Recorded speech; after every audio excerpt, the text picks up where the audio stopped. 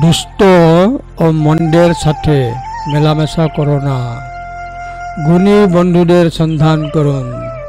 ধম্মপদ 78। মন্দ পথের লোকদের সাথে মেলামেশা করো না, দুষ্ট মন্দ লোকদের সঙ্গ এড়িয়ে চলুন। যারা গুণী ও গুণে উচ্চতর এবং যে আপনাকে উন্নত করতে পারবে এমন মহৎ ব্যক্তির সঙ্গ বজায় রাখুন।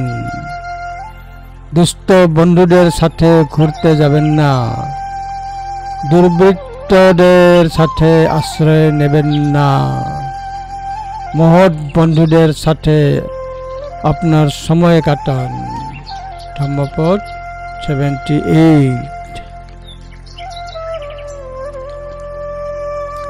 ন ভঞ্জে পাপকে মিট্টে ন ভঞ্জে পুরী সাধমে, ভঞ্জেথ মিট্টে কল্যাণে ভজেথ পুরীশ উত্তমে। ধম্মপদ 78।